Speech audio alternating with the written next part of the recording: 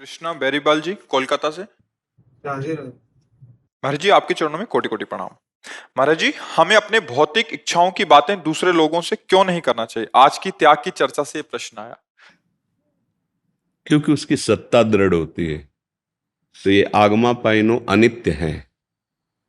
अगर इनको हम बार बार चिंतन करेंगे, इनकी वार्ता करेंगे, तो हमारा हृदय इनमें आसक्त हो जाएगा, इनमें महत्व बुद्धि हो जाएगी, इनकी सत्ता दृढ़ लगेगी, और यही हमारा नाश है, यही हमारा पतन है। विषयों का चिंतन, विषयों का भोग, विषय वार्ता, विषय लालसा, यही हमारी बार बार जन्म और मृत्यु का कारण, दुर्गति का कारण यही है। इसीलिए इनकी ना तो वार्ता करनी है, तो बोधयंता परस्परम, भगवान कहते हैं परस्पर मेरी वार्ता करो, तुम्हारी वाणी पवित्र हो जाएगी। अगर आपको भोग चाहिए तो जो भोग प्रभु को समर्पित किए जाते हैं, प्रसाद बनाकर उनका सेवन करो। धर्म युक्त, धर्म की सीमा के अंतर्गत भोग, तो वो किसी से कहने की जरूरत नहीं है, भगवान से भी मांगने की जरूरत नहीं है। क्यों? क्योंकि भगवान से हम सत्य वस्तु मांगे कि भोग मांगे।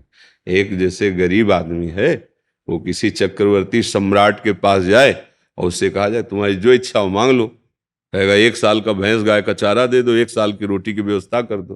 पर ये नहीं समझ रहा कि चक्रवर्ती सम्राट अगर वो ये बोल दे कि आपको जो भावे सो दे दो, तो इतना दे देगा कि तुम जीवन भर खा नहीं पाओगे। ऐसे ही हमारे भगवान सुख समुद्र हैं, ज्ञान समुद्र हैं। हम अज्ञानी जी पता नहीं क्या मांगे, उसकी सत्ता नहीं जो हम मांगेंगे, तो हम उन्हीं के ऊपर छोड़ देते हैं कि प्रभु आप जैसे प्रसन्न हो और जो प्रसाद आप दीजिए। तो फिर हम मांगे भी क्यों प्रभु से? कोई अज्ञानी है क्या? वो सर्वज्ञ हैं, जानते हैं, जो उनको उचित लगेगा वो करेंगे। हम तो उनके आश्रित होकर फिर दूसरों से जब हम विषय वार्ता करते हैं तो उसकी सत्ता दृढ़ होती है। समझ में आ रही है आपकी? अगर भजन नहीं करते तो क्या समझ में आएगा? अध्यात्म वार्ता है। हम अंदर से समझते हैं कि मेरी इंद्रियों की कमजोरी है, निकल जाओगे, और उनकी सत्ता दे दी, हर्षित होकर भोगे, तो अनंत जन्म हो गए उन्हीं भोगों को भोगते हुए। माया की एक बड़ी शक्ति है जिसका नाम है विस्मृति कराना। परसों आप मध्याह्न में क्या पाए थे? परसों पर विस्मृति करा रहे, तो पिछले जन्म में आप क्या थे? देखो, उसका काम, माया का काम है विस्मृति कराना। मतलब बार बार मां के गर्भ में भयंकर दुख भोगे हैं, बार बार नाना प्रकार की भोग वासनाओं में हम दंड भोगे हैं, लेकिन विस्मृति है सबकी। संसार की सुखद दुखद घटनाओं की कोई ऐसी स्मृति इस जन्म की बड़ी वाली, हाँ हाँ ऐसा नहीं, तो तत्कालिक पूछा जाए तो हमारी जितनी स्मृति है वो सब धूल धूसरित करती जाती माया। और भक्ति का क्या कार्य है? स्मृति प्रदान करना, सत्य वस्तु की स्मृति। जैसे संपूर्ण गीता सुनने के बाद श्री अर्जुन जी कह रहे नष्टो मोहा स्मृतिर लब्धा। माया का काम विस्मृति। तो आपको लगता है कि अगर मैं भोग लूं, ये वस्तुएं हों, मैं इनका स्वामी हूं, तो मैं सुखी हो जाऊं? कितने वर्ष, कितने दिन? जब हमारी मृत्यु आनी ही है, शरीर छूटना ही है, तो हमें वो वस्तु प्राप्त करनी है जो सनातन हो, जो नित्य हो, और जहां दुख का लेस ना हो। वो है भगवान का नाम, वो है धर्म के आचरण और भगवान की भक्ति युक्त जीवन। ये मांगो, इसके लिए कभी कोई रोक नहीं है। हाँ चलो, अगर संसारिक बात भी मांगनी है तो संसारिक पुरुष नहीं, भगवान से कहो और उनको एक छूट दे दो कि उचित लगे तो दे देना, मेरी मांग ये है। अगर मैं फंसूं और नष्ट हो जाऊं तो मेरे मांगने पर भी मुझे मत देना प्रभु। भक्तों की जो भावनाएं होती हैं, भगवान ने उनको भी अपना ही माना है, जो अर्थार्थी हैं, जो आर्त हैं, जो जिज्ञासु हैं। पर ज्ञानी को अपनी आत्मा कहा है, अर्थात मैं ही ज्ञानी हूँ, ज्ञान स्वरूप ब्रह्मविद ब्रह्मवि भवति। आपको समझ में आ रही है हमारी बात? जी जी। हाँ, तो हम ये कह रहे हैं कि किसी से कहने की क्या जरूरत है, क्योंकि इनकी सत्ता नहीं है। जब हम इनकी चर्चा करते हैं ना, तो इनकी सत्ता दृढ़ होती है। अब देखो, जैसे अंदर कोई विकार आ रहा है और आप सत्संगी हो, ऐसे नहीं, तेरी सत्ता ही नहीं, अब तू मेरा कुछ नहीं बिगाड़ सकता, राधा राधा राधा। वो स्फुरित होगा, जलाएगा, खत्म हो जाएगा। फिर स्फुरित होगा, अब उससे कम जलाएगा, फिर खत्म हो जाएगा। फिर स्फुरित होगा, फिर और कम जलाए, एक दिन आएगा कि स्फुरित ही नहीं होगा। अब वो जहां स्फुरण करके, उसका नाम मनमत है। इंद्रियां और मन ये मथित कर देते हैं, व्याकुल कर देते हैं, और हमारे को पता नहीं है कि इनसे कैसे हटना है। मन और इंद्रियों में तदात्म है तो हम भोगों में शांति के लिए उतर जाते हैं। और भगवान ने कहा त्यागात शांति अनंतरम, और हम समझते हैं भोगात शांति अनंतरम।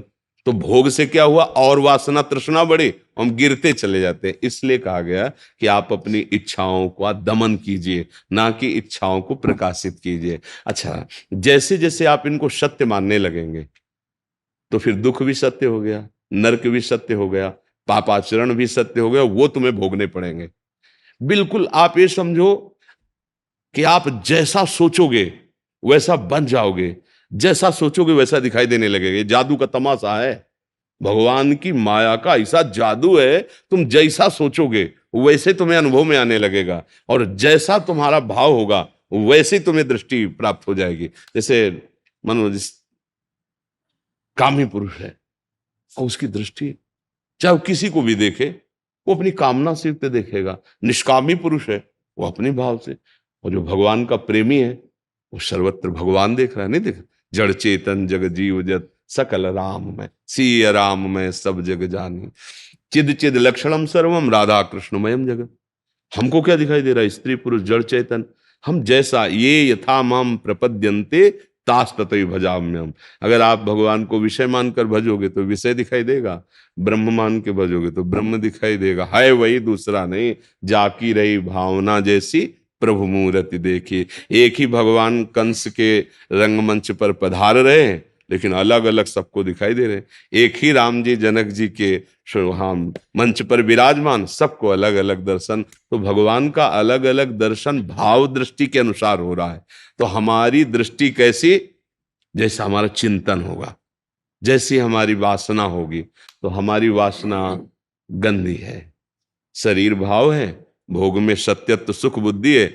इसलिए मना किया जाता है कि आप अपनी इस बात को समझो। अगर इनको आप नित्य मानोगे, इनको सुखद मानोगे, इनको सच्चा मानोगे तो इसी में फंसे रहोगे, कभी निकल नहीं पाओगे। ये भूत के लड्डू हैं, ना खाए तो परेशान, खाए तो परेशान। बोलो है ना? नहीं, ना खाए तो ललचाए, यार कितना बढ़िया है, और खाए तो कभी तृप्ति नहीं। भूत के लड्डू है, हाँ तो एक भूत लगाओ तो परेशान है, तो पंच महाभूत लगे हैं। नहीं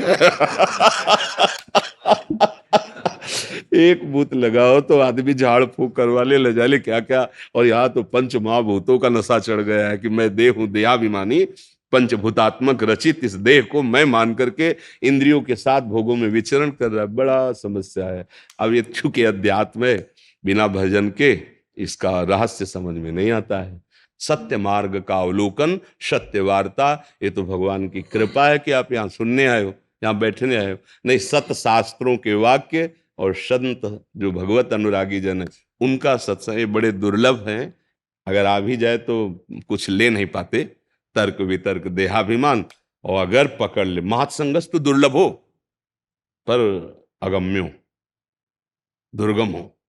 अगर आप उनकी बात समझ गए तो अमोघ है, निश्चित आप परमानंद में डूब जाएंगे।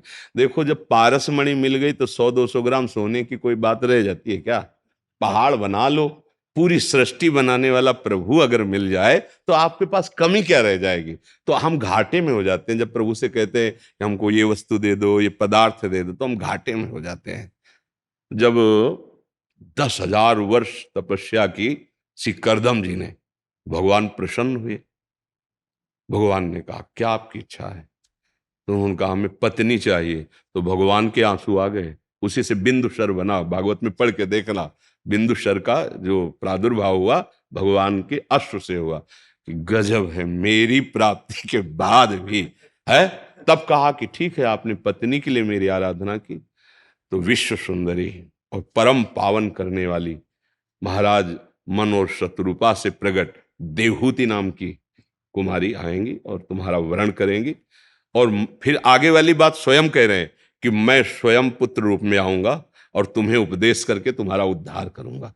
देखो भगवान के लिए कामना जो भगवान से की गई, तो भगवान ने अपने आप ठेका उद्धार का भी ले लिया और कपिल भगवान के रूप में अवतरित होकर सांख्य योग का, प्रकृति और परमात्मा का बड़ा सुंदर उपदेश करके श्री करदम जी को परम पद प्रदान किया। तो अगर हम कोई चाह भी करें तो भगवान से करें और भगवान के ऊपर छोड़ दें, तो वो चाह के साथ, जैसे संखिया जहर है, खाएं तो मर जाएगा, पर जैसे दमा आदि बड़ी बड़ी बीमारियां हैं जब वैद्य उसे शोध कर अन्य औषधियों से मिला के देता है तो रोग निवारण, ऐसे विषय हमें मार देगा।